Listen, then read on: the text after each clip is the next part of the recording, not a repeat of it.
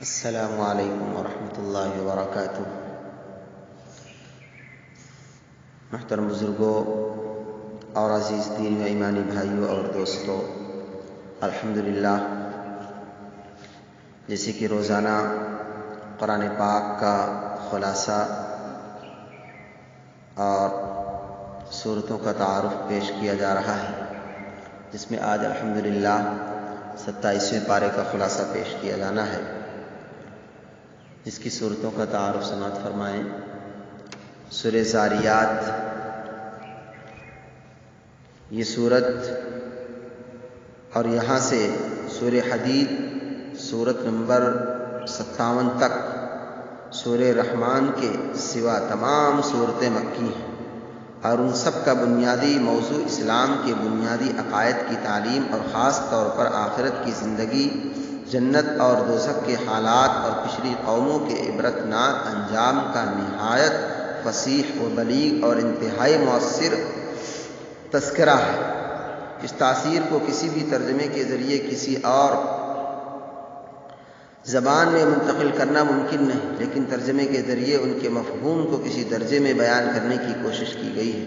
چونکہ ان تمام صورتوں کے مضامین ایک جیسے ہیں، اس لیے سورہ واقعہ تک ہر صورت کا الگ الگ تعارف کی بھی ضرورت نہیں ہے۔ بہرحال، پرہیزگاروں کی صفات، پرہیزگار بندوں کی صفات یہ بتلائی گئی ہیں کہ وہ اچھے اور نیک کام کیا کرتے ہیں، راتوں کا اکثر حصہ اللہ کی عبادت میں گزارتے ہیں، سحر کے وقت اپنے گناہوں سے معافی مانگتے ہیں اور اپنے مال کو اللہ کی راہ میں خرچ کرتے ہیں، مانگنے والوں کو بھی دیتے ہیں اور جو ضرورت مند نہیں مانگتے ان کا بھی خیال رکھتے ہیں۔ مسلمانوں کو چاہیے کہ ان اعلیٰ صفات کو اپنائیں۔ انسان کی پیدائش کا مقصد، اللہ تعالیٰ نے دنیا اور دنیا کی تمام چیزوں کو انسان کی خدمت کے لیے پیدا فرمایا ہے، اور انسان کو اپنی عبادت اور بندگی کے لیے پیدا فرمایا ہے۔ لہذا ہر انسان کو اپنی زندگی کا مقصد پیش نظر رکھتے ہوئے زندگی گزارنا چاہیے اور اس کو حاصل کرنے کی فکر میں لگے رہنا چاہیے۔ کھانا پینا، لباس، مکان وغیرہ انسانی زندگی کی ضرورت کی چیزیں ہیں، مقصد نہیں ہیں۔ انسان کی زندگی کا مقصد تو صرف اللہ تعالیٰ کی بندگی کرنا ہے۔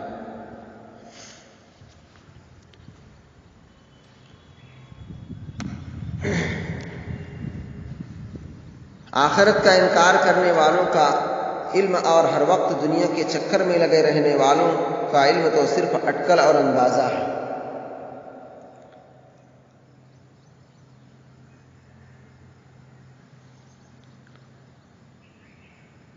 ان کی باتوں پر چل کر ہرگز نجات حاصل نہیں ہو سکتی، اس لیے حکم ہے کہ ایسے لوگوں سے دور رہیں اور جو اللہ کے ذکر سے غافل رہتے ہیں اور دنیا ہی ان کا مقصد ہوتا ہے، اس لیے کہ آدمی ان لوگوں کے پاس اٹھتا بیٹھتا ہے، انہیں کے طور طریقے اور اثرات قبول کر لیتا ہے، لہذا ہمیں برے لوگوں کی صحبت سے بچتے رہنا چاہیے۔ لہذا اس کے بعد سورہ نجم کا تعارف سماعت فرمائیں۔ سورہ نجم یہ سورت مکی زندگی کے ابتدائی دور میں نازل ہوئی ہے، بلکہ بعض روایات سے معلوم ہوتا ہے کہ یہ پہلی وہ سورت ہے جو آپ صلی اللہ علیہ وسلم نے علل اعلان ایسے مجمع میں پڑھ کر سنائی جس میں مسلمانوں کے ساتھ مشرکین کی بھی بڑی تعداد موجود تھی۔ نیز یہ پہلی سورت ہے جس میں آیت سجدہ نازل ہوئی، اور جس وقت آپ نے سجدے کی آیت اس مجمع کے سامنے تلاوت فرمائی تو یہ حیرت انگیز واقعہ پیش آیا کہ آپ نے اور آپ کے ساتھ مسلمانوں نے تو سجدہ کیا ہی تھا، اس وقت جو مشرکین موجود تھے انہوں نے بھی سجدہ کیا۔ غالباً اس صورت کے پرشکوہ اور مؤثر مضامین نے انہیں بھی مسلمانوں کے ساتھ سجدہ کرنے پر مجبور کر دیا تھا۔ اس صورت کا اصل موضوع حضور اقدس صلی اللہ علیہ وسلم کی رسالت کو ثابت کرنا ہے، اور یہ کہ جو وحی آپ پر نازل ہوتی ہے وہ کسی شک و شبے کے بغیر اللہ تعالیٰ ہی کی طرف سے آتی ہے، اور حضرت جبریل علیہ السلام لے کر آتے ہیں۔ اس ضمن میں یہ حقیقت بھی بیان فرمائی گئی ہے کہ حضرت صلی اللہ علیہ وسلم نے انہیں 2 مرتبہ اپنی اصلی صورت میں دیکھا ہے۔ ان میں سے ایک اس وقت دیکھا جب آپ معراج پر تشریف لے گئے۔ حضرت صلی اللہ علیہ وسلم کی رسالت کے اس بات کے ساتھ اس میں مشرکین مکہ کے غلط عقائد اور ان کے بعد بیہودہ دعووں کی تردید بھی ہے، اور پچھلی امتوں پر نازل ہونے والے عذاب کے حوالے سے انہیں حق کو تسلیم کرنے کی مؤثر دعوت بھی دی گئی ہے۔ نجم عربی میں ستارے کو کہتے ہیں، اور چونکہ اس سورت کی پہلی ہی آیت میں ستارے کی قسم کھائی گئی، اس لیے اس سورت کا نام سورہ نجم رکھ دیا گیا ہے۔ حضور صلی اللہ علیہ وسلم کی فرمائی ہوئی ہر بات اللہ تعالیٰ کی طرف سے ہے۔ حضرت نبی کریم صلی اللہ علیہ وسلم دین و شریعت کے متعلق جتنی بھی باتیں ارشاد فرمائی ہیں، خواہ وہ قرآن کی صورت میں ہو یا حدیث کی صورت میں، یہ سب باتیں اللہ تعالیٰ ہی کی طرف سے بھیجی ہوئی ہیں۔ قرآن کے تو الفاظ اور معانی دونوں اللہ تعالیٰ کی طرف سے ہیں، اور حدیث کے معانی اللہ تعالیٰ کی طرف سے ہیں، اور الفاظ حضور صلی اللہ علیہ وسلم کے ہیں۔ حضور صلی اللہ علیہ وسلم نے اپنی طرف سے کوئی ایک بات بھی بیان نہیں فرمائی، لہذا حضور صلی اللہ علیہ وسلم کی اطاعت کرنا در حقیقت اللہ تعالیٰ ہی کی اطاعت کرنا ہے۔ خود کو اچھا نہیں سمجھنا چاہیے، آدمی کو اپنے نفس کی پاکی کا دعویٰ نہیں کرنا چاہیے، کیونکہ اس کو صرف اللہ تعالیٰ ہی جانتا ہے کہ کون کیسا ہے اور کس درجے کا ہے۔ بہت سے لوگ خود اپنی زبان سے اپنی تعریف کرتے ہیں، ایسے لوگ خدا کو نہایت ناپسند ہیں۔ خود اپنی بڑائی بیان کرنے کا اعتبار نہیں، بلکہ اللہ کے یہاں بڑے ہونے کا اعتبار ہے، اور اللہ کے یہاں تقویٰ و پرہیزگاری سے ہی بڑا ہوتا ہے۔ قیامت کے دن کوئی کسی کا بوجھ نہیں اٹھائے گا۔ دنیا کی زندگی میں آدمی جو عمل کر رہا ہے، قیامت کے دن اس کو اسی کا بدلہ ملے گا۔ کوئی شخص کسی دوسرے کے گناہ کا بوجھ اپنے اوپر نہ لے گا، چاہے وہ اس کا دنیا میں کتنا ہی قریبی اور محبوب کیوں نہ رہا۔ لہذا ہر ایک کو گناہ سے بچنا چاہیے اور اپنے لیے نیک اعمال کا ذخیرہ اکٹھا کرنا چاہیے۔ قیامت کا قرب اور انسان کی غفلت۔ اللہ تعالیٰ انسان کو غفلت سے بیدار کرنے کے لیے اس کو جھنجھوڑتے ہوئے فرماتے ہیں کہ قریب آنے والی چیز یعنی قیامت قریب آ چکی ہے، اس کو اللہ تعالیٰ کے علاوہ کوئی ہٹانے والا نہیں ہے۔ پھر بھی کیا تم قرآن کریم اور اس کی نصیحتوں پر تعجب کرتے ہو، مذاق میں ہنستے ہو اور اپنی کوتاہیوں پر نظر کر کے روتے نہیں ہو اور غفلت میں مبتلا ہو؟ سو تم کو چاہیے کہ اللہ تعالیٰ کے سامنے سجدہ کرو اور اسی کی عبادت و بندگی کرو۔ اس کے بعد سورہ قمر کا سلسلہ شروع ہو رہا ہے۔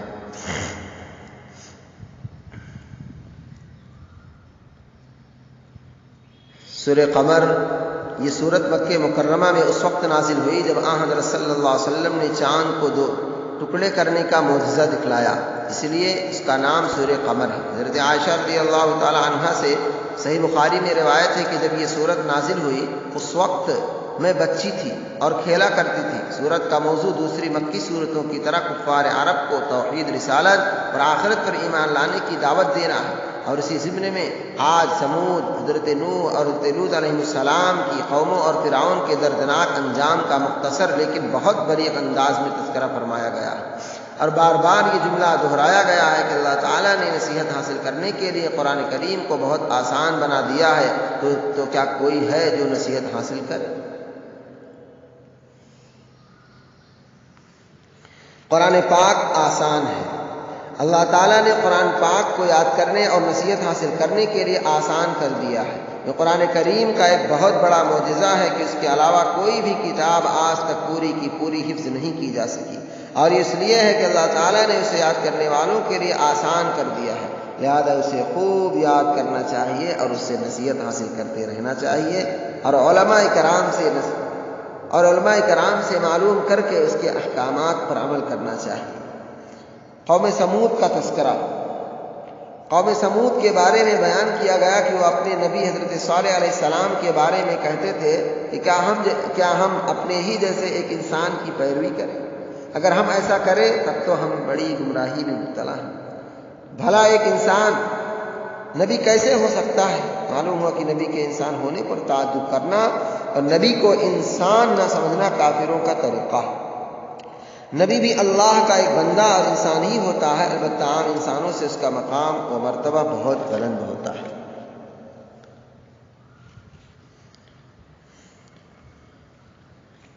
لہذا اس کے بعد سورہ رحمان کا سلسلہ شروع ہوتا ہے، جیسے کہ آپ لوگوں کو معلوم ہے سورہ رحمان بہت ہی معروف اور مشہور سورت ہے۔ یہ سورت بھی وہ واحد صورت ہے جس میں بیک وقت انسانوں اور جنات دونوں کو صراحت کے ساتھ مخاطب فرمایا گیا ہے۔ دونوں کو اللہ تعالیٰ کی وہ بے شمار نعمتیں یاد دلائی گئی ہیں جو اس کائنات میں پھیلی پڑی ہیں، اور بار بار یہ فقرہ دہرایا گیا ہے کہ اب بتاؤ کہ تم دونوں اپنے پروردگار کی کون کون سی نعمتوں کو جھٹلاؤ گے۔ اپنے اسلوب اور فصاحت و بلاغت کے اعتبار سے بھی یہ منفرد صورت ہے جس کی تاثیر کو کسی اور زبان میں ترجمہ کر کے منتقل نہیں کیا جا سکتا۔ اس بارے میں روایات مختلف ہیں کہ یہ صورت مکی ہے یا مدنی۔ عام طور سے قرآن کریم کے نسخوں میں اس کو مدنی قرار دیا گیا ہے، لیکن علامہ قرطبی رحمۃ اللہ علیہ نے کئی روایتوں کی بنا پر یہ رجحان ظاہر کیا ہے کہ یہ مکی صورت ہے۔ اللہ اعلم۔ سورہ رحمان قرآن کی زینت۔ سورہ رحمان قرآن کریم کی عظیم ترین صورتوں میں سے ہے۔ اللہ کے نبی صلی اللہ علیہ وسلم نے اس سورہ کو قرآن کی دلہن کہا ہے۔ اس صورت میں اللہ تعالیٰ نے ہمیں زمین و آسمان اور ان کے درمیان کی ساری چیزوں سے فائدہ اٹھانے کا طریقہ سکھایا ہے، اور اپنی بے شمار نعمتوں کو یاد دلا کر انسان اور جنات سے سوال کیا گیا ہے کہ تم نافرمانی کر کے گویا میری ان نعمتوں کا انکار کر رہے ہو، جبکہ احسان مندی کا تقاضا یہ ہے کہ تم میرے شکر گزار اور فرما بردار بندے بن کر رہو۔ اس سے تمہیں دنیا میں عزت اور آخرت میں ہمیشہ کی جنت ملے گی۔ دنیا کی سب چیزیں فنا ہونے والی ہیں۔ دنیا اور دنیا میں جتنی بھی چیزیں ہیں وہ سب فنا اور ختم ہونے والی ہیں۔ باقی رہنے والے صرف اللہ تعالیٰ کی ذات ہے۔ لہذا انسان کو چاہیے کہ فنا ہونے والی چیز کے ساتھ دل نہ لگائے، بلکہ اللہ تعالیٰ کی ذات جو ہمیشہ باقی رہنے والی ہے اسی کے ساتھ دل لگائے، اس کی محبت اپنے دل میں پیدا کرے اور اس کے احکام کی اطاعت کرے۔ اللہ سے ڈرنے کا انعام۔ جو شخص قیامت کے دن اپنے رب کے سامنے کھڑے ہو کر حساب دینے کے تصور سے ڈر جائے اور اس ڈر کی وجہ سے اللہ کی نافرمانی کو ترک کر دے تو اس کے لیے جنت میں 2 باغ ہوں گے۔ دونوں باغوں میں 2 چشمے ہوں گے، ہر طرح کے میوے ہوں گے، نیچی نگاہ والی عورتیں ہوں گی جن کو ان سے پہلے کسی نے ہاتھ نہ لگایا ہوگا، اور اس کے علاوہ بہت سی نعمتیں ہوں گی۔ قیامت کے آنے سے پہلے تیاری کر لو۔ سورہ واقعہ کا خلاصہ۔ قیامت ایک اٹل حقیقت ہے جو آ کر رہے گی، اس کے واقع ہونے میں کوئی شبہ نہیں ہے، اور جب وہ آئے گی تو ساری دنیا کو تباہ و برباد کر دے گی۔ زمین و آسمان، سمندر اور پہاڑ سب تہس نہس ہو جائیں گے، اور قیامت کی یاد دہانی کا مقصد یہ ہے کہ انسان اس کے آنے سے پہلے اس کی تیاری کر لے۔ میدان محشر میں لوگوں کی 3 قسمیں۔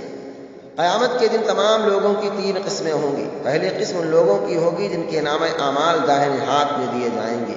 یہ وہ لوگ ہوں گے جو دنیا میں اللہ پر ایمان لانے کے ساتھ ساتھ نیک اعمال کرتے رہے، ان کا بدلہ جنت ہے۔ دوسری قسم کے وہ لوگ ہوں گے جو کفر و شرک پر قائم رہے اور اللہ، آخرت اور جزا و سزا کا انکار کرتے رہے۔ ایسے لوگوں کے نام اعمال ان کے بائیں ہاتھ میں دیے جائیں گے اور یہ ہمیشہ جہنم میں رہیں گے۔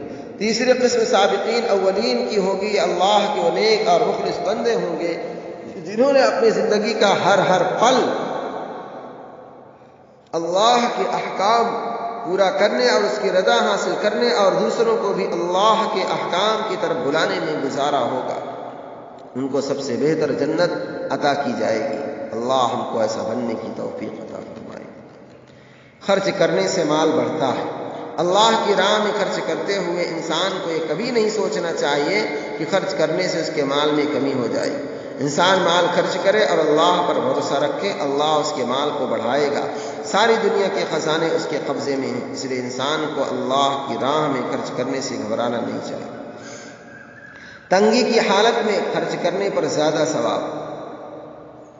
انسان پر تنگی کے حالات ہوں اور وہ اللہ کی راہ میں خرچ کرے تو اس کو زیادہ اجر ثواب ملے گا، بمقابل اس شخص کے جو ماحول کی کثرت کی حالت میں مال خرچ کرے۔ جو مال کی کثرت کی حالت میں مال خرچ کرے کہ دونوں کو ثواب تو ملے گا لیکن دونوں کے ثواب میں فرق ہوگا۔ اس سے پتہ چلتا ہے کہ تنگی اور تکلیف کی حالت میں اور خاص طور سے ناموافق حالات میں اللہ کی راہ میں خرچ کرنے کا ثواب بہت زیادہ ہے۔ مومن کا نور۔ اہل ایمان کو قیامت کے روز ایک نور ملے گا جو اللہ تعالیٰ کی طرف سے دیا جائے گا، اور منافقین اس نور سے محروم رہیں گے اور اندھیرے میں بھٹکیں گے۔ اس کا عمل و عقیدہ جتنا مضبوط ہوگا اس کا نور اتنا زیادہ روشن اور چمکدار ہوگا۔ یہ بات اللہ نے اس لیے بیان فرمائی ہے کہ مسلمان اپنے آپ کو گناہوں سے بچائیں اور اس نور کو زیادہ سے زیادہ چمک اور روشنی کے ساتھ حاصل کرنے کی کوشش کریں۔ اللہ تبارک و تعالیٰ ہم سبوں کو ان تمام باتوں کو صحیح طور پر سمجھنے اور اس پر عمل کرنے کی توفیق نصیب فرمائے۔ والسلام علیکم۔